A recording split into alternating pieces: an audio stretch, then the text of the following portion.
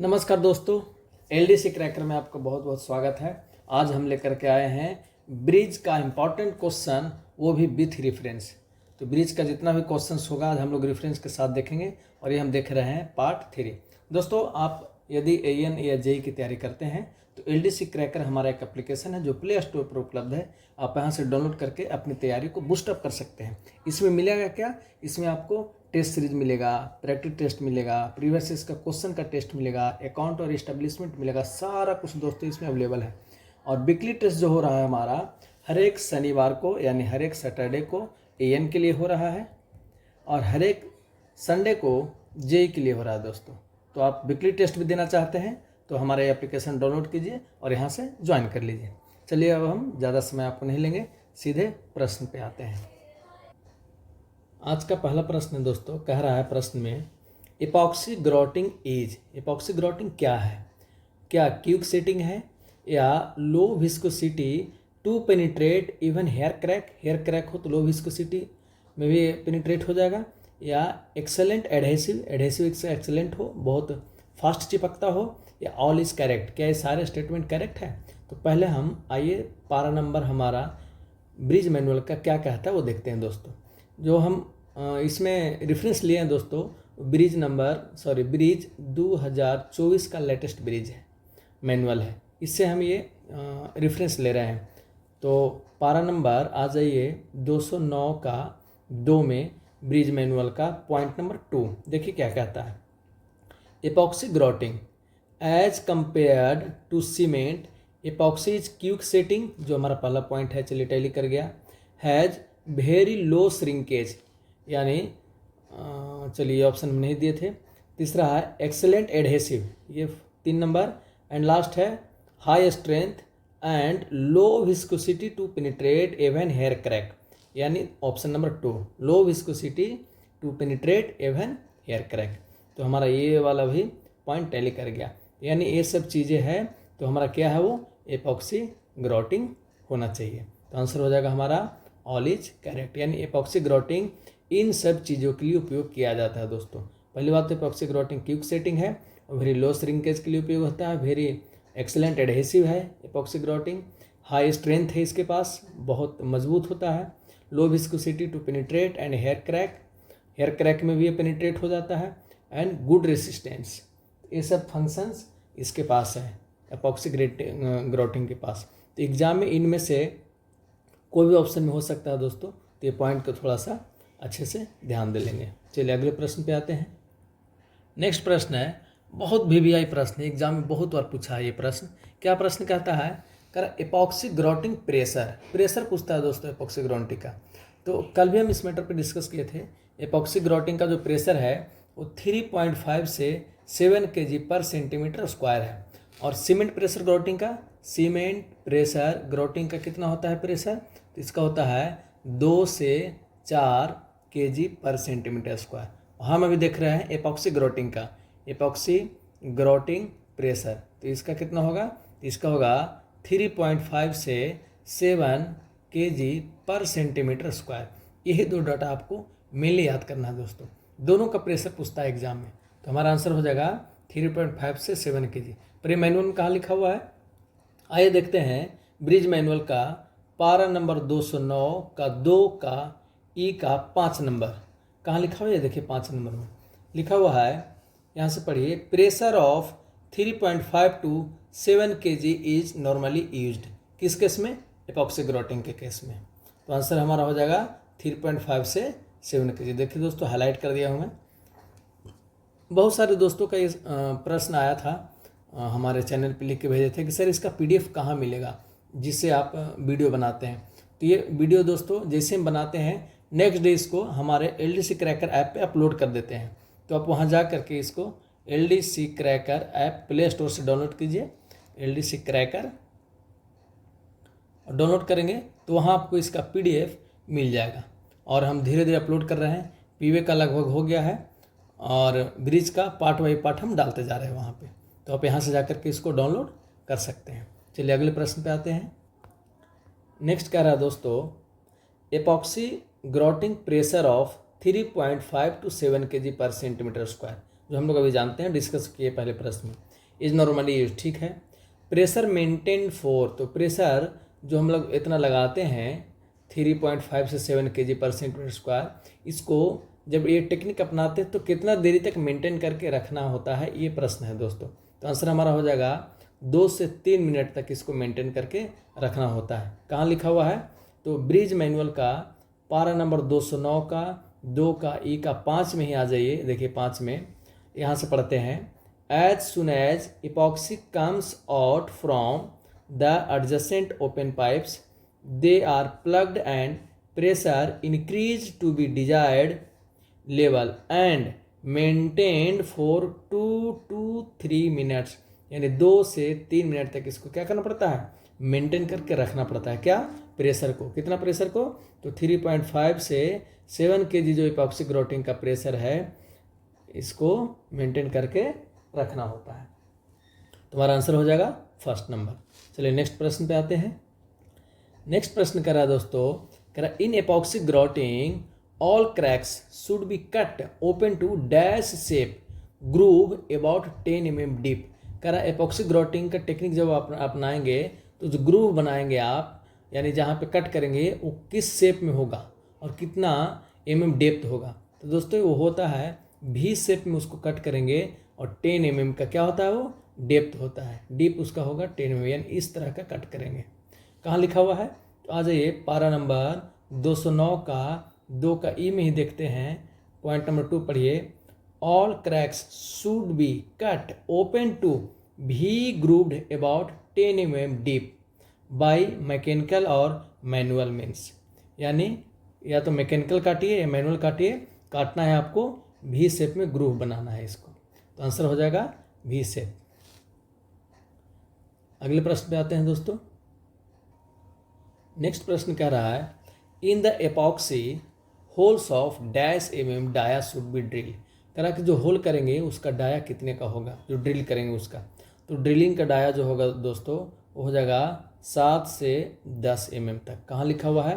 तो आ जाइए ब्रिज मैनुअल में, holes of 7 to 10 mm dia should be drill. कितना mm? 7 से 10 mm डाया हम क्या करते हैं? ड्रिल करते हैं।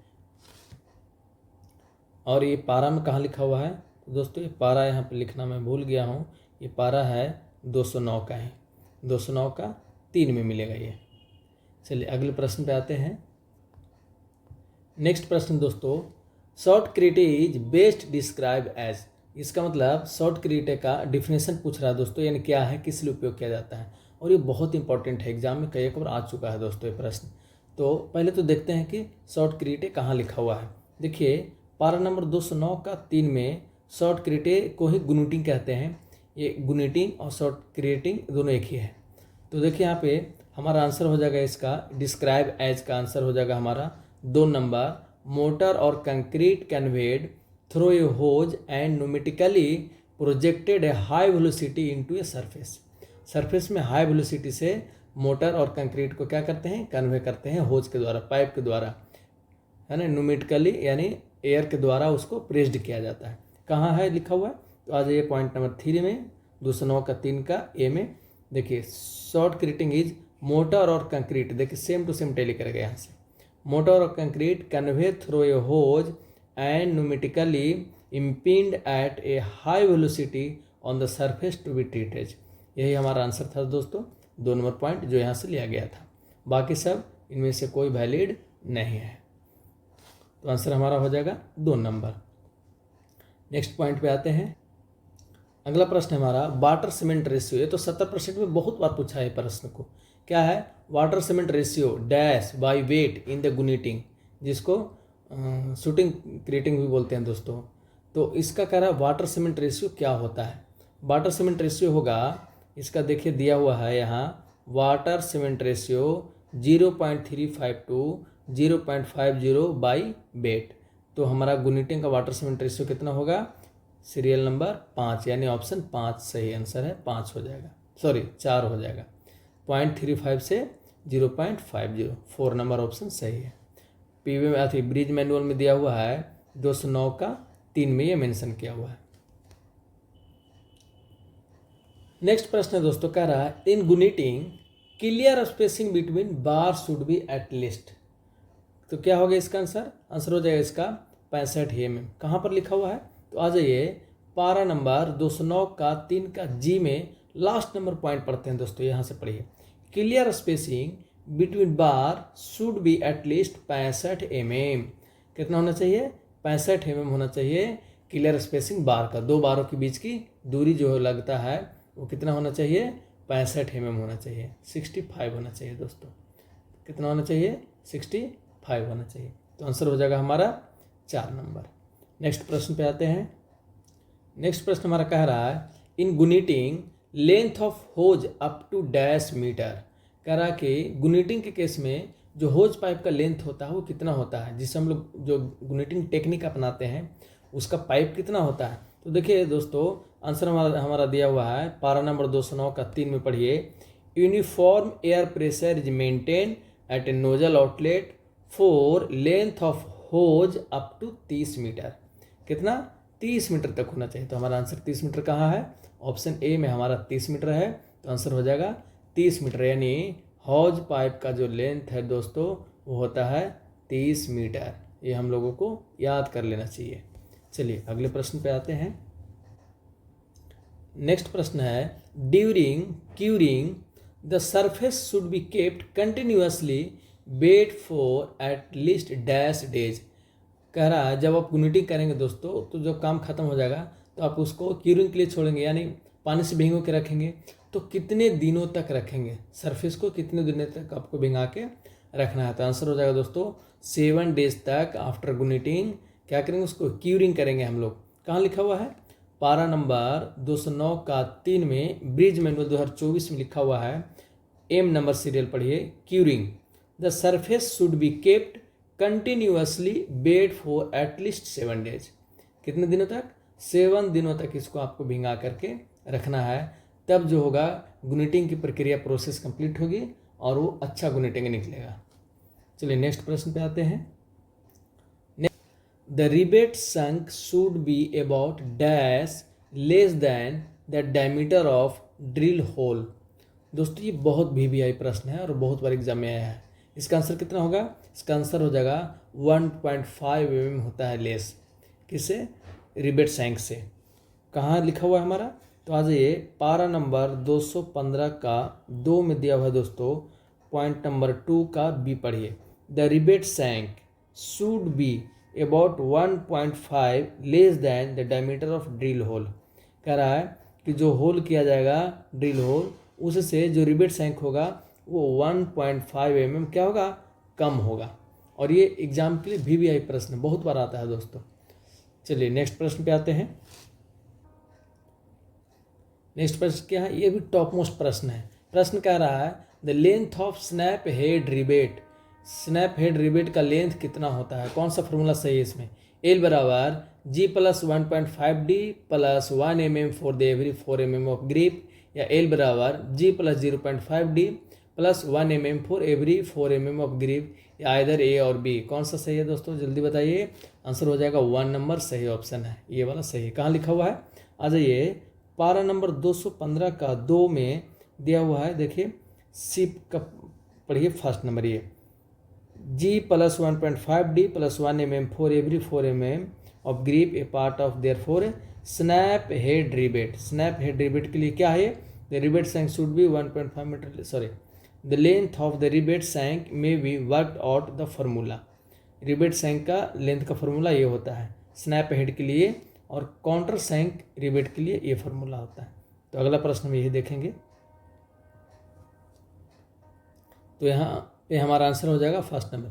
देखिए दोस्तों इससे 2 ही प्रश्न आते हैं। एक तो आता है the length of snap head rebate, ये वाला length of snap head rebate, और दूसरा आता है the length of counter sunk rebate. तो ये दोनों डाटा याद कर लीजिए। यदि काउंटर संक रिबेट का लेंथ पूछा तो आंसर हो जाएगा एल बराबर G प्लस 0.5D, यानी ये वाला, ये हो जाएगा काउंटर संक रिबेट के लिए, और ये हो जाएगा स्नैप हेड रिबेट के लिए। SHR के लिए ये है और CSR के लिए ये है। स्नैप हेड रिबेट के लिए 1.5D होता है और काउंटर संक रिबेट के लिए 0.5D होता है। बाकी सब में सेम रहता है, कॉमन है दोस्तों ये पॉइंट। तो 215 का 2 नंबर का पॉइंट, ये वेरी वेरी इंपॉर्टेंट फार्मूला है जो एग्जाम में अक्सर आते रहते हैं। चलिए नेक्स्ट प्रश्न पे आते हैं। अगला प्रश्न कह रहा है not more than dash rivet should be cut at a time. एक बार में कितना % से ज़्यादा रिबेट नहीं काटना चाहिए, प्रश्न है दोस्तों। तो आंसर हो जाएगा 10% से ज़्यादा एक बार में रिबेट नहीं करना चाहिए, काटना चाहिए 10%। कहाँ लिखा हुआ है? पारा नंबर 215 का 2 का डी में पढ़िए, first number point D number. क्या कह रहा है? While riveting a loose joint not more than 10% rivet should be cut at a time. एक बार में आप 10% से ज़्यादा लूज रिबेट को कट नहीं कर सकते, क्योंकि हम उसका क्या कर रहे हैं? रिन्यूअल कर रहे हैं। तो रिन्यूअल कर रहे हैं तो ऐसा नहीं कि एक ही बार में जो लूज है सबको एक बार काट कर दिए और फिर एक ही बार में डाल देंगे, नहीं, 10% से ज़्यादा आप कट नहीं कर सकते हैं। चलिए अगले प्रश्न पे आते हैं। नेक्स्ट प्रश्न कर रहा है the rebate should be driven and the snap removed within dash second of the rebate living the fire. कह रहा है कि जब आप रिबेटिंग का काम कर रहे हैं तो उसको गर्म करके निकालना पड़ता है, तो गर्म करने के कितने सेकंड बाद तुरंत आपको रिबेटिंग को निकाल देना है। तो कहाँ लिखा हुआ ये पहले देख लेते हैं। इसका आंसर हो जाएगा 20 सेकेंड। और लिखा हुआ कहाँ है? तो पारा नंबर 215 का 2 का एच में आ जाइए और पॉइंट पढ़ते यहाँ से। The rebate should B driven and the snap removed within 20 second of the rebate living the fire. जैसे ही आप आग हटाएंगे उसके 20 सेकेंड के अंदर में ही आपको क्या करना है? उसको रिमूव कर देना है रिबेट को। तो आंसर हो जाएगा 20 सेकेंड। नेक्स्ट प्रश्न कह रहा है which statement is correct during renewal of slack rebates. जो खराब रिबेट्स हैं यानी ढीले रिबेट्स हैं उसको हटाने के लिए इनमें से कौन कौन का स्टेटमेंट सही है वो पूछ रहा है दोस्तों। पहला स्टेटमेंट है all rivets which are hand loose और lost 50% of their head by corrosion. क्या ऐसे रिबेट को हटाएंगे? तो पहले देखते हैं पॉइंट नंबर ये कहाँ लिखा हुआ है। देखिए 215 का 3 नंबर में का 3 का पहला पॉइंट पढ़िए, ये वाला कर all rivets which are hand loose और which have lost 50% of their head by corrosion. उसका हेड जो है 50% कोरिजन से खराब हो चुका है, तो आप उसको क्या कीजिए? रिन्यूअल कीजिए। The following guidelines may be followed for the replacement of loose rivet in the plate girder. Renewal of the slack rivet should be taken up to 4। किस किस को हटाना है? नीचे लिस्ट दिया हुआ है दोस्तों कि ऐसा ऐसा यदि कंडीशन हो तो आप उसको क्या कीजिए? रिन्यूअल कर दीजिए स्लैक रिबेट को। तो हमारा पहला पॉइंट तो टैली कर गया। अब दूसरा देखते हैं कहाँ लिखा हुआ है। कह रहा है all hammer loose rivets where corrosion has set in between the head and the plate. कह रहा है जो हैमर लूज रिबेट हो और कोरिजन सेट हो कहाँ? हेड और प्लेट के बीच में यदि कोरिजन हो तो उसको भी आपको रिमूव कर देना है। पॉइंट नंबर 2 कह रहा है, पर ये सही है कि नहीं? मैनुअल से मिलाते हैं। देखिए मैनुअल नंबर 3 का पॉइंट नंबर 2 पढ़िए। कह रहा all hammer loose rivet where corrosion has set in between head and the plate. Plate और हेड के बीच में क्या है? यदि कोरिजन है और हैमर लूज भी है तो उसको क्या करेंगे? आप उसको रिन्यूअल कर देंगे। नेक्स्ट पॉइंट क्या कह रहा है? When the percentage of hammer loose rivet is less than 30%। तो आंसर कहाँ है? In the end of stiffeners when the percentage of hammer loose of rivet is 30%। तो आंसर हमारा क्या हो जाएगा दोस्तों?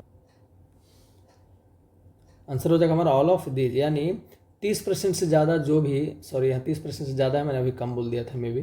30% से ज़्यादा जो भी हैमर लूज्ड रिबेट हैं उसको आपको क्या कर देना है? निकाल देना है। तो हमारा आंसर यहाँ पे हो जाएगा ऑल ऑफ दीज। तो ये सारे क्राइटेरिया हैं जिसके तहत आपको क्या करना है? लूज रिबेट को निकालना है। और ये सारे क्राइटेरिया दोस्तों हम लोग को याद कर लेना चाहिए, क्योंकि एग्जाम के लिए क्या है? VVI है।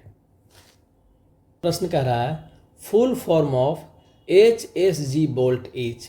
HSG बोल्ट का फुल फॉर्म क्या होता है? और ये 70% में तो बहुत बार पूछ चुका है प्रश्न दोस्तों। क्या? HSG बोल्ट का। तो कहाँ है? इसका आंसर क्या होगा?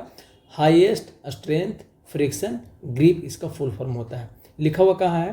तो दोस्तों इसको फुल फॉर्म के लिए हम थोड़ा पारा नंबर आगे बढ़ जाते हैं, नहीं तो हम चैप्टर 2 में ही थे अभी तक। पारा नंबर आ जाइए 1107 का 5 यानी चैप्टर 11 में आपको मिलेगा इसका फुल फॉर्म।